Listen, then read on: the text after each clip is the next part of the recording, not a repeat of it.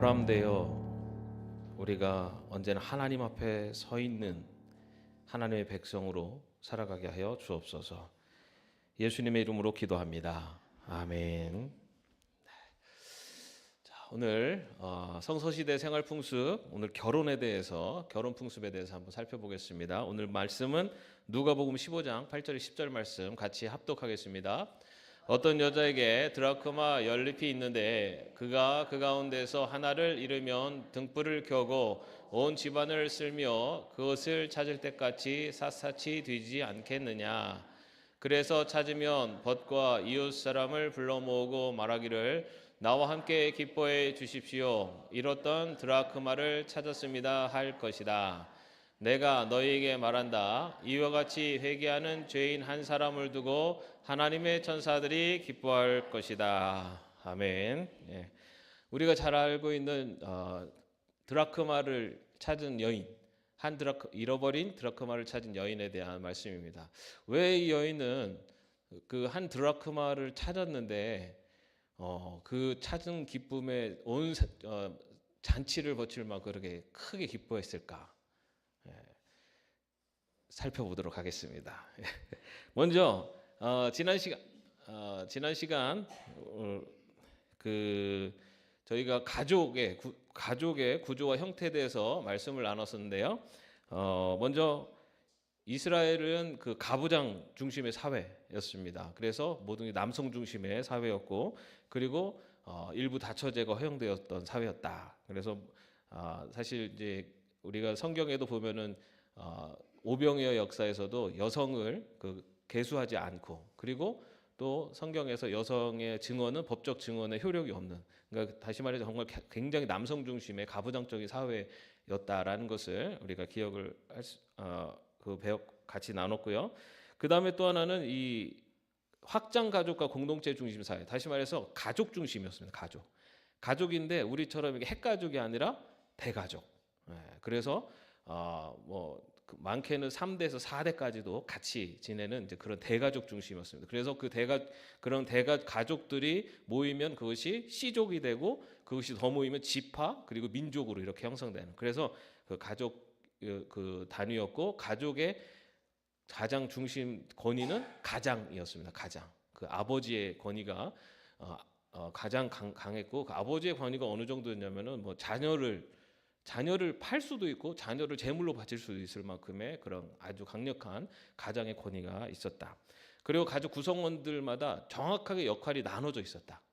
그래서 아버지의 역할, 또 어머니의 역할, 또 자녀, 또 종의 역할들이 다 정확하게 나눠져 있어서 각자 역할을 했고, 주로 아버지는 주로 가장이 되거나 가장이 되어서 가족의 생계를 책임지는 그런 역할들을 했다면은, 어머니는 집안일과 자녀를 양육하는 역할, 그리고 자녀들은 이제 그 때가 되면은 그 아버지의 가업을 계승하거나, 또 어머니를 통해서 집안일을 배우면서 이렇게 지냈고, 종은 또 그 유대인 종이 있었고 이방인 종이 있었는데, 유대인 종, 같은 민족인 종에 대해서는 함부로 대할 수가 없었다. 그렇지만은 그냥 이방인 종들이 가장 낮은 그런 섬김의 자리에서 했던 것이 이방인 종이었다. 이런 구조로 가족이 구성되었다라고 말씀을 드렸습니다. 자, 오늘은 그렇다면은 이제 결혼 문화는 어땠는가라는 것을 한번 살펴보겠습니다. 먼저 결혼에 대한 당시 사회의 그 인식은 뭐였냐면은, 이스라엘 백성들에게 있어서 결혼은 명령입니다. 신적인 명령. 그래서 이 창세기 1장 22절 28절에 나오고 있는 생육하고 번성하여 땅에 충만하여라, 땅을 정복하여라, 바다의 고기와 공중의 새와 땅 위에 살아 움직이는 모든 생물을 다스려라 라고 하는, 생육하고 번성하여 땅에 충만하여라, 이 말씀을 말 그대로 결혼으로 이렇게 바라봤기 때문에 결혼은 신적인 명령이다. 그래서 이스라엘 당시에는 독신이 허용되지 않았습니다. 독신이 허용되지 않았어요. 무조건 결혼을 해야 됩니다. 딸이 결혼 정년기가 지났는데도 결혼을 하지 않으면은 노예하고라도 결혼을 시켜라라고 할 만큼 결혼을 아주 당연히 독신이라는 것은 있을 수가 없는 딱 예외 조항이 있었어요. 뭐냐면은 그러니까 율법을 연구하는 그런 길, 그러니까 그런 것으로 자기의 삶을 바치는 경우, 또는 그리고 거기에 동시에 그 정욕을 억제하겠다라고 하는 어떤 서약을 하는 경우. 근데 이런 경우에는 그런 것들은 예외 조항으로다가 해줬지만은 일단 결혼은 무조건 하는 것이었습니다. 예. 여러분 뭐 우리 사회도 얼마 전까지만 해도 그랬죠. 당연히 결혼하는 거였죠, 그죠? 당연히 나이가 되면은 결혼을 해야 되는데 지금은 이제 또 많이 좀 바뀌었습니다, 그죠? 결혼이 이제 선택 사항이 되고 있는 시대를 살아가고 있는데 어쨌든 당시에는 결혼이라는 것은 당연한 것이고 이 탈무드에는 어떻게까지 얘기하냐면은 결혼하지 않는 사람은 사람이 아니다라고까지 되어 있어요. 예. 그만큼 이 결혼이라는 것은 굉장히 중요합니다. 그리고 아까 말씀드린 것처럼 이 이스라엘의 사회 구조 자체가 가족 중심 사회다 보니까 결혼이라는 것은 그 가족을 유지하고 또 가족을 확장시키는 방법이었어요. 그리고 당시에는 어쨌든 노동력이 필요했기 때문에 결혼이라는 것은 또 노동력을 확장하는, 그리고 그래서 그 가문을 일으키는 가장 중요한 수단이 결혼이었습니다. 그렇기 때문에 이 결혼, 그 당시에는 이 결혼이라는 것은 선택사항이 아니라 자녀들은 무조건 해야 되는 그러한 의무 조항 중에 하나였다라고 볼 수가 있습니다. 그 다음에 경제적 사회적 계약이다. 여러분 그 당시에는 연애 결혼이 있었을까요, 없을까요? 네? 자 저기 한번 연애 결혼하신 분 손 들어보세요. 그럼 중매. 예. 손 안 드신 분은 무슨 결혼하신 거예요? 예, 소개팅? 예. 예. 그 당시의 결혼은요 가족 간의 계약이었어요. 계약. 예전에도 우리나라도 시집 가는 날 신랑 얼굴 한번 보는 때가 있었잖아요. 당시에도 그랬습니다. 당시에도 그 신랑 이 둘이 뭐 결혼하기 전에 서로 이렇게 얼굴을 보고 서로 연애를 한다거나 이래서 결혼하는 경우는 거의 없었습니다. 가족과 가족 간에 이제 만남에서 거기에서 이제 결혼을 얘기하고 거기서 결정되면은 결혼하는 거예요. 그래서 근데 이제 그게 왜 연애가 어려웠느냐? 남성 중심의 사회다 보니까 여성들의 활동이나 이것들 다 제약이 됐어요. 그래서 여자아이 같은 경우는 3세부터를 성인기로 그러니까 그 어린아이가 아니라 3세부터를 성년으로 봤어요. 여자아이들은.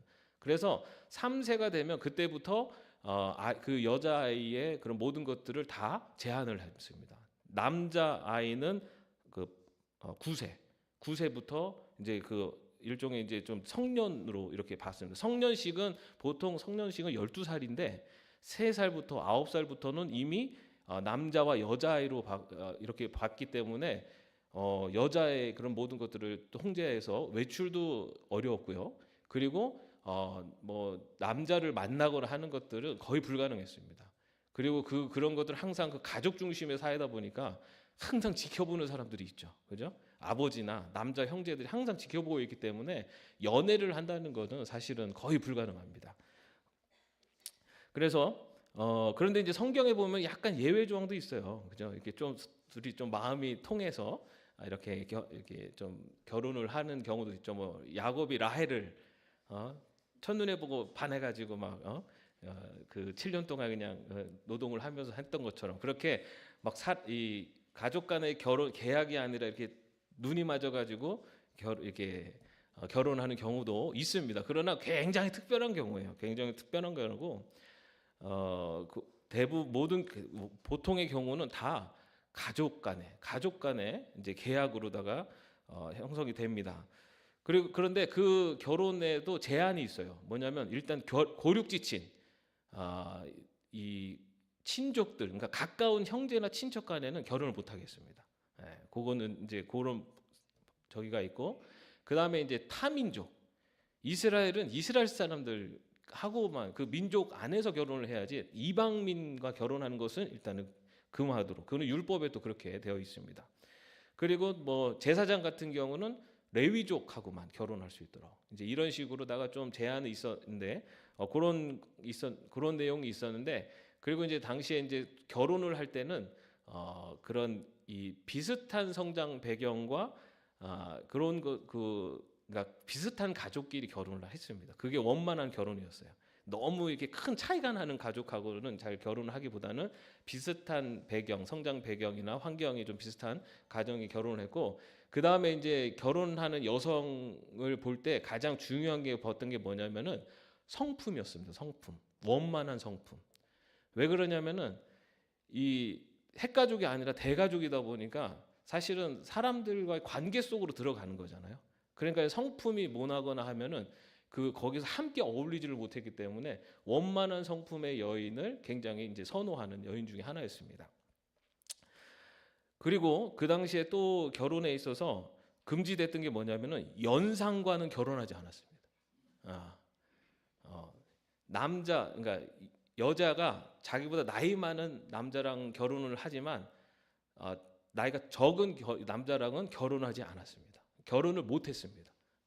그래서 항상 여자는 나이가 많은 남성과 결혼을 했는데, 근데 거기에 또 하나 정년기가 언제냐면은 남자는 약 한 18세 전후, 18세 전후가 정년기였고 여자는 12세, 12.5세라고 되어 있어요.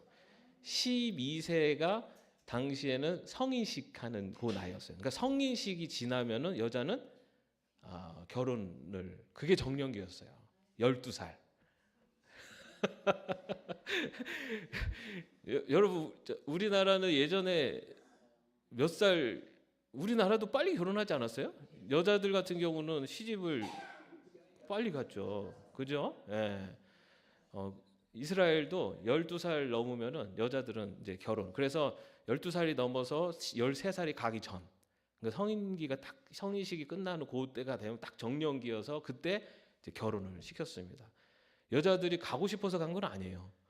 이거는 그냥 가족 간의 계약이기 때문에 가족 간에 서로 정년기가 되면은 이렇게 신랑 측하고 신부 측이 그냥 결혼합시다 하면은 그 여자는 그냥 결혼하는 거예요.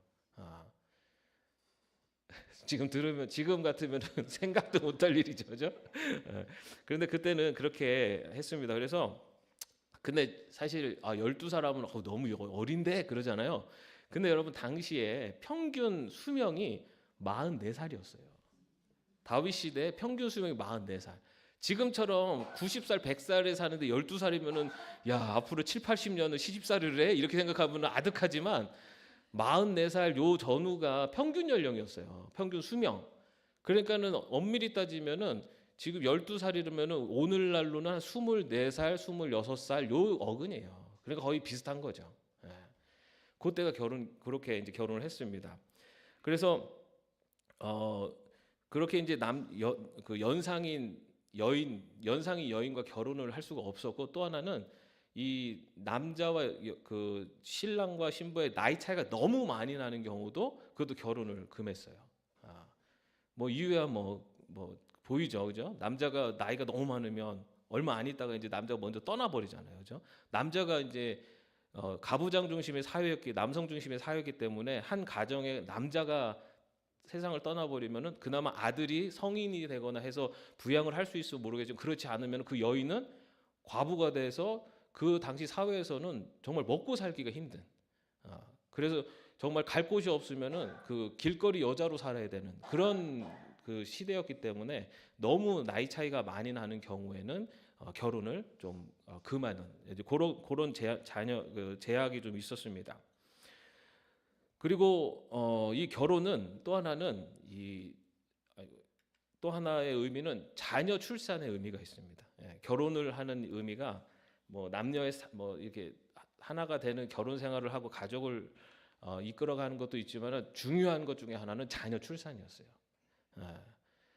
그 이유 중에 하나는 자녀들이 부모의 미래였어요.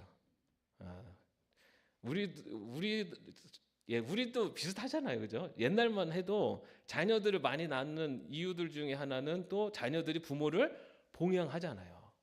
요즘은 그러지는 않지만 당시에도 마찬가지였어요. 이 부모를 봉양하는 것은 자녀들이 했기 때문에 자녀를 많이 낳으면 낳을수록 이 자녀들이 부모를 봉양했고, 또 하나는 재산의 보존이었습니다. 재산의 보존. 자녀가 그 자신의 재산을 이어갈, 유업을 이을 자녀가 없으면 그 유업을 이을 수가 없잖아요. 그러면은 그 유업을 이을 친척들한테 그 유업을 넘겨주셔야 돼요.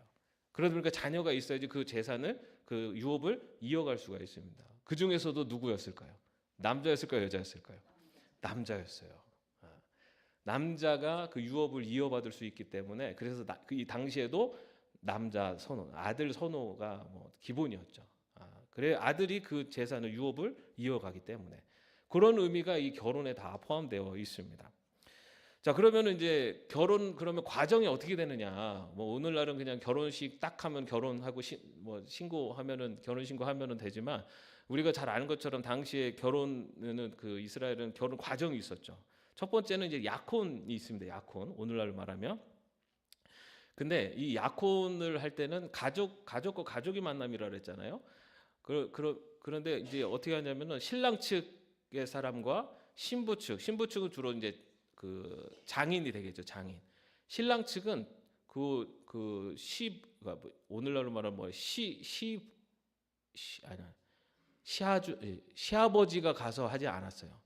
거기는 신랑 측의 대표를 따로 보내고, 그 다음에 신부 측은 신부 아버지가 대표가 됩니다. 그래서 이제 딱 만나가지고 거기서 이제 뭘 이제 가지고 얘기를 하냐면, 신부의 몸값을 합의합니다. 신부의 몸값. 이거를 이제 모하르라고 이렇게 부르는데, 신부의 몸값을 이제 합의해요. 그러면 이제 장인이 먼저 신부의 몸값으로 이제 요구를 해요. 그러면 이제 신부의 몸값을 이제 요구를 하면은, 그 모하르, 이 신부의 몸값을 정하는 데 있어서 뭐를 참고하냐면은, 먼저 장인의 요구하는 몸값, 그 다음에 친정의 경제력, 그리고 사회적인 영향력, 그리고 그 가정에서 그 신부가 가지고 있는 어떤 중요성, 이런 것들이 몸값을 정하는 데 다 영향을 미칩니다. 그리고 거기에 또 하나가 추가되는 게 뭐냐면은, 신부의 미모, 요게 들어가요. 그때도 그렇고 지금도 그렇고, 좀 신부가 예쁘면 몸값이 올라가요. 그래서 신부의 몸값을 그렇게 이 신랑 측과 신부 측이 만나서 이제 이렇게 합의를 하게 됩니다. 그래서 이제 신부의 몸값이 이제 정해지잖아요. 그러면은 그것을 뭐 그 자리에서 주로 이제 돈으로다가 전달을 합니다. 돈으로 줄 수도 있고, 아니면은 계약서를 씁니다. 얼마에 이제 우리 이거 신부의 몸값을 얼마에 서로 합의한다, 이런 계약서를 쓰게 됩니다. 이 신부의 몸값을 치르는 것은 당시에는 가장 기본이었어요. 이거는 결혼할 때는 기본적으로 당연히 해야 되는 일이었습니다. 그래서 성경에도 보면은 다윗이 사울의 딸과 결혼을 할 때, 이 다윗이 그 블레셋인의 포피 100개를, 그러니까 블레셋인을 잡아가지고 100명의 포피를 가져오잖아요.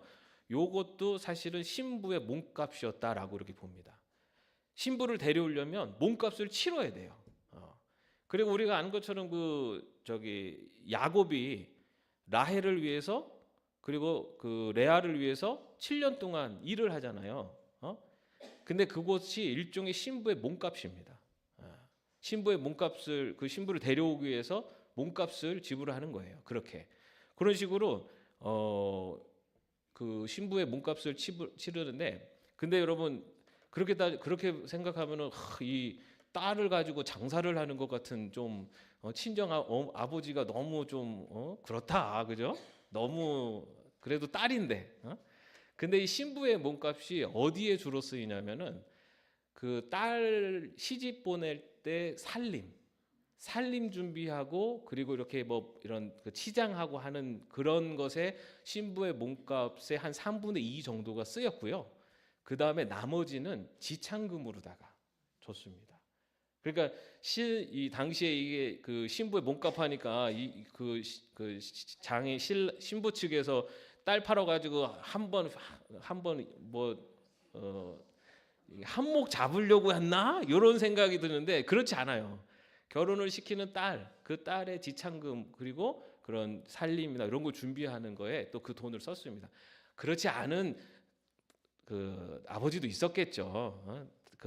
자기가 많이 갖고 그냥 조금만 줄 수도 있고 그렇지만은 어쨌든 그거를 이제 그렇게 신부를 결혼시킬 때 그렇게 쓰였습니다. 그래서 그리고 아까 말씀드린 그러면 그 지참금도 이 신부 측에서 지참금을 이제 시집 갈 때 이제 주게 됩니다. 근데 이거 지참금 주는 것도 신부의 몸값을 받았으면은 지참금을 줘야 돼요. 요걸 또 안 줘도 안 돼요. 그 액수야 뭐 신부 측에서 정하겠지만 어쨌든 지참금을 주게 됩니다. 요거 가지고 불만을 했던 사람이 누구냐면은 야곱이 그 라헬과 레아를 데리고 이제 그 라반의 집을 이렇게 나오잖아요. 나올 때 이 라헬이 불평하는 게 있어요. 자기 아버지 라반에게 뭐라고 불평하냐면은 라헬과 레아 우리를 위해서 당신은 아무것도 챙겨주지 않았습니다 하고서 불평을 해요. 그래서 그 아버지 라반이 그 애지중지하던 드라빔 그거를 가지고 도망가는 겁니다. 그 라헬 입장에서는 그게 일종의 지참금이었던 거예요. 그렇게 해서 이제 그 지참금을 이렇게 챙겨서 시집을 가게 되는데, 근데 이제 약혼한 다음에는 바로 뭐 결혼을 하는 게 아니라 정혼 기간이 있습니다. 정혼 기간. 약혼을 한 순간부터 언제까지냐면은 1년 동안을 정혼 기간으로 둬요. 정혼 기간. 이 정혼 기간 동안에는 이 정혼 기간도 약혼과 더불어 법적인 부부로서의 그 권한을 가져요. 그러니까 법적으로는 부부예요. 이 정혼 기간도. 그렇지만 요 1년 동안 떨어져 있으면서 남자 같은 경우는 이제 결혼할 처소를 준비하고 이제 집도 이제 새로 준비를 하고 여자는 같은 거 시집갈 준비를 하면서 뭐 예복도 만들고 이제 그런 기간으로 합니다. 그 지난번에 주택 말씀드린 잠깐 말씀드렸는데 당시 이스라엘의 그 주택의 구조를 보면은 방들이 계속 이렇게 방 하나씩 옆으로 붙어요. 점점. 그러니까 우리처럼 이렇게 한 채 있고 떨어지고 한 채 있고 떨어지고 이렇게 돼 있는 게 아니라 하나가 있으면은 그 이제 이게 점점 그 옆에 또 옆으로 이게 방이 하나 더 만들어지고 또 방이 또 만들어지고 뭐 이런 식으로 돼 있거든요. 요때 이 신랑이 자기네들이 거할 방을 그 아버지 집에 연결해서 자기 방을 만들고 집을 만들고 요런 기간이 요 기간입니다. 그렇게 이제 확장이 됩니다. 그렇게 해가지고 이제 정혼 기간이 이제 1년 정도 되는데 이때 이제 또 중요한 1년이라는 기간이 중요한 이유는 이때가 이 여자가 순결하다는 것을 증명하는 때예요. 뭐냐면은 1년 동안에 아무 일이 없어야 되는 거죠. 혹여라도 1년 동안에 임신을 한다든지 그러면은 이 여인이 부정하다라는 거잖아요. 그거를 그 증명하는 기간이 요 1년이었습니다. 그래서 이 1년 동안에는 이 신랑도 이 여인과 잠자리를 하지 않았어요. 그래서 이제 그 우리가 알고 있는 요셉과 마리아가 임신을 했을 때 이게 이제 굉장히 큰 사건인 이유가 이 정혼 기간이었기 때문이었습니다. 정혼 기간인데 이 마리아가 임신을 했잖아요. 그렇기 때문에 이게 이제 만약에 알려지게 되면은 이게 돌에 맞아 죽는 일입니다. 그래서 이제 요셉이 그거 갖고 좀 갈등하고 했는데 어쨌든 요 정후 기간이 지난 다음에 이제는 이제 결혼식을 이제 하게 되죠. 이 결혼식 날짜는 이스라엘은 그러니까 안식일이나 아니면은 어떤 절기나 이런 데는 피합니다. 그럴 때는 이제 피하고 또 하나는 그 농번기 때는 피해요. 가능하면 농한기 때. 뭐냐면 아무래도 이제 하객들을 배려하는 거죠. 그리고 요 결혼식 때는 또 주로 요일은 언제쯤이 하냐면은 수요일 날 합니다. 수요일 날 하는 이유가 있어요. 뭐냐면 목요일 날이 주로 법정이 열리는 날이에요. 그래서 수요일 날 결혼식을 하고 첫날 밤을 보내고 이 여인이 순결하다라는 증거가 나타나지 않으면 목요일 날 법정에 그것을 고발을 하게 돼 있어요. 그러면은 거기에서 이제 법정에서 이 여인이 부정하다라고 하면은 이제 그 여인이 즉결 심판을 당하기도 합니다. 그래서 수요일 날 굉장히 살벌하죠. 예. 근데 예전에 정말 그 여인의 순결함을 굉장히 중요하게 여겼습니다. 그래서 그렇게 요일까지도 그렇게 정해서 이제 결혼식이 진행되고, 그 다음에 이제 결혼식은 어떤 과정을 하냐면은 해질녘이 되면은 신랑 측의 뭐 친구들하고 해가지고 이제 신부 측으로 가는 거예요. 그리고 아까 말씀드린 것처럼 이 결혼은 같은 사회적인 배경 또는 같은 비슷한 사람들이 있다 보니까 이게 뭐 굉장히 멀리 떨어진 저 멀리 있는 사람하고 결혼하고 그러지는 않아요. 보통은 인근에 있는 가족들과 이렇게 결혼을 하게 되는데, 해질녘이 되면 신랑 측이 이제 신부를 데리러 가게 됩니다. 신부를 데리러 가면 이제 신부 집에 도착해서 이제 신부를 데리고 결혼식장으로 가요. 보통 이제 결혼식장이 따로 준비되어 있기도 하고 아니면은 신랑 측 집에도 있기도 하고 때로는 신부 측에도 있는데, 이 결혼식장이 어떻게 돼 있냐면은 그 후파라고 불러요. 후파라고 해가지고 그 큰 하얀 천을 네 기둥에 이렇게 기둥을 해가지고 이렇게 세우는 거예요. 그러면은 그 안에서 결혼을 하게 됩니다. 그때 이제 결혼식은 그 후파라는 거기 아래에서 진행이 되는데 뭐 굉장히 예식이 있거나 그러지 않고, 보통 그 양가 부모님이 이제 좀 축하해주는 그런 당부의 말씀하고, 그 다음에 신랑이 혼인계약서, 케투바라고 하는 혼인계약서를 신부에게 전달해 주는 거예요. 그 혼인계약서에는 뭐 오늘부터 영원히 당신은 나의 아내이고 나는 당신의 남편입니다라고 하는 이런 내용들이 적혀 있는 혼인계약서를 신부에게 넘겨주는 것. 요게 이제 결혼식에 답니다. 그래서 이제 그렇게 해서 이제 결혼식이 되면은 결혼식이 이루어지고, 그때부터 일주일 동안 신랑 집에서 잔치가 열리는 겁니다. 가나의 혼인 잔치가 열렸던 곳은 신랑의 집이에요. 그래서 결혼식이 이렇게 그 후파에서 거기에서 이제 아래에서 결혼식을 딱 하고 나면은 일주일 동안 이제 잔치가 진행되고, 그 잔치가 진행되는 동안 첫날 밤도 보내고 이제 이런 과정들이 있게 됩니다.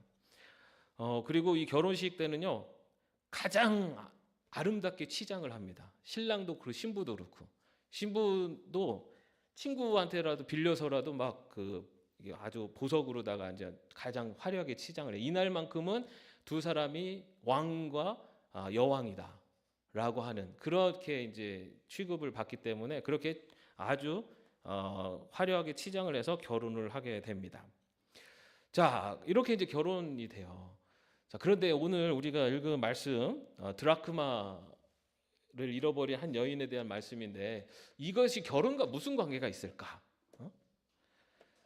이 드라크마는 그 은으로 만든 그 동전입니다. 은으로 만든 동전인데 그 로마의 그 화폐였던 데나리온하고 같아요. 근데 이 한 데나리온이 뭐냐면은 한 사람의 노동자가 하루 동안 벌 수 있는 품삯을 데나리온, 그리고 드라크마라고 그렇게 부릅니다.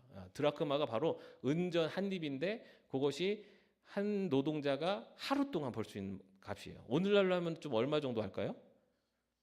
한 10만 원? 그죠? 그 정도 되지 않나요? 요즘 시급이 얼마나 합니까? 10,000원 좀 넘나요? 그래도 보통 8시간 기본 하니까, 그죠? 그러면 한 12,000원이라고 치면 한 96,000원 뭐 되겠네요. 어쨌든 그 정도 돼요, 한 드라크마가. 근데 그 한 드라크마를 그걸 잊어버렸어요. 10개의 드라크마가 있었는데 그 중에 하나를 잃어버렸어요.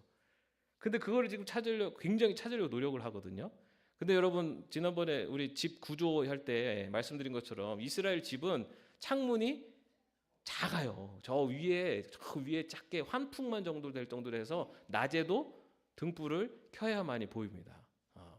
그리고 바닥이 뭐 지금처럼 이렇게 깔끔한 이런 게 아니라 거의 이제 흙바닥에다가 그냥 하고, 그 위에다가 그냥 천을 깔거나 아니면은 그 위에다가 풀이나 그 나뭇잎 같은 걸 깔아가지고 했기 때문에 요 조그만한 거 잃어버리면은 찾기가 쉽겠습니까? 어렵겠습니까? 어려워요. 근데 왜 이렇게 열심히 찾을까? 그 한 드라크마를.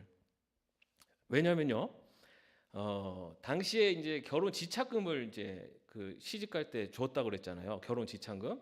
그러면은 그 결혼 지참금으로 받아온 것 중에 뭐가 있었냐면은 이 10드라크마가 있었습니다. 뭐냐면은 이 10드라크마를 결혼 지참금으로 가지고 오는 그 내용에 섞여 있는데, 당시에 이 10드라크마를 주면은 그 드라크마를 이렇게 구멍을 내 가지고 이렇게 서로 실로다가 엮어 가지고 그것을 팔찌나 목걸이나 머리띠로다가 두르고 다녔어요. 이거는 뭐냐면은 내가 이 결혼한 여인이고, 그리고 이 지참금, 이 결혼한 여인이라는 것을 보여주는, 나타내는 상징물이었어요. 이 지참금이 얼마나 귀중한 거였냐면은, 이 지참금은요, 만약에 시집을 가는데 그 시집이 재산을 다 만약에 뭐 차압을 당한다 해도 요 지참금은 손을 못 댑니다. 이 여인이 갖고 있는 지참금은 손을 못 대요. 그리고 만약에 남편이 이 여인의 지참금을 탕진을 하잖아요. 그걸 하면은 장인이 이 결혼을 이혼을 요청할 수 있었어요. 그러니까 이 지참금은 오로지 이 여인만의 것이, 여자만의 것이었어요. 그리고 굉장히 소중한 거였고, 내가 이 결혼한 여인이라는 것을 나타내는 굉장히 소중한 징표였어요. 근데 그 중에 10개가 있는데 그 중에 하나가 잃어버린 거예요.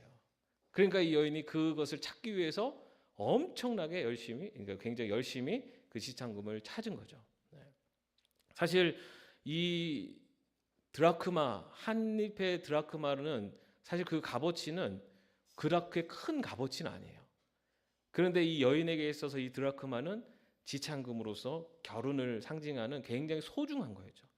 그래서 이 여인은 그렇게 그 한 드라크마를 찾기 위해서 등불을 켜고 그 하나를 찾기 위해서 굉장히 수고를 했고, 그리고 그래서 너무나 기뻐서 사람들과 함께 기뻐하는 내용입니다. 근데 여러분, 이 내용이 어디에 나와 있습니까? 예수님께서 잃어버린 양 한 마리를 찾아 떠나는 목자에 대한 이야기를 하실 때 이게 같이 나오는 거예요. 이 얘기가 뭡니까? 우리 하나님께서 우리를 바라보시는 시선을 우리에게 알려주고 있어요. 한 드라크마라는 것은 세상적인 가치로는 별거 아니에요. 그렇게 큰 값어치가 있는 건 아닌데, 이 여인에게 그 드라크마가 결혼의 지참금 또는 결혼을 상징하는 소중했던 것처럼 하나님이 우리들을 바라보시는 관점이 그렇다는 거죠. 우리 한 사람 한 사람을 바라볼 때 세상적으로 보는 기준으로 우리를 보지 않는다는 거예요. 내가 지금 어떻게 살고 있고, 내가 얼마를 배웠고, 뭐 어떻게 살고 있고, 얼마나 가졌고, 이런 기준으로 보지 않으신다는 거예요. 하나님이 보시는 것은 우리 한 사람 한 사람을 하나님의 관점으로 너무나 소중한 사람 한 사람을 그렇게 보고 계신다라는 것을 이 드라크마의 비유를 통해서 말씀해 주시는 겁니다. 여러분, 때로는 내 스스로도 내 값어치를 나는 참 부족한 사람이야 하고 과소평가될 때도 있어요. 나는 나를 생각할 때도 그렇게 나를 부족하게 생각할지라도 우리 하나님은 우리를 너무나 소중하게 바라보고 계신다는 거. 그것을 꼭 기억했으면 좋겠습니다. 세상 사람들이 나를 어떻게 바라보든 하나님은 나를 너무나 소중하게 바라보십니다. 바로 여러분들이 바로 그러한 사랑을 받고 있는 존재라는 것을 꼭 기억했으면 좋겠습니다. 기도하겠습니다. 잃어버린 한 드라크마를 찾는 여인, 그 드라크마가 그 여인에게 너무나 소중한 것이었습니다. 세상의 가치와 기준으로는 별것 아닐지 모르지만 그 여인에게 있어서 그렇게 소중하게 그 드라크마를 여긴 것처럼 주님은 오늘 우리를 그렇게 바라보고 계심을 믿습니다. 세상의 눈으로 볼 때 내세울 것 없고, 또 세상의 눈으로 볼 때 정말 볼품 없을지라도 그럼에도 불구하고 하나님은 우리를 너무너무 소중한 존재로 보고 계심을 믿습니다. 그래서 잃어버린 한 드라크마를 열심히 찾았던 그 여인처럼 오늘도 우리를 찾으시고 또 우리와 동행하고 계심을 믿습니다. 주님, 그 주님의 시선을, 그 하나님의 그 사랑을 잊지 않고 살아가는 저희들 되게 하여 주시옵소서. 주 예수 그리스도의 은혜와 하나님의 사랑하심과 성령님의 교통하심과 동행하심이 우리를 너무너무 소중한 사람으로, 하나님의 자녀로 지금도 바라보고 계시고, 또 그렇게 우리와 동행하시는 그 예수 그리스도를 그리고 하나님의 마음을 마음속에 담아가는 주의 자녀들 머리 위에 이제부터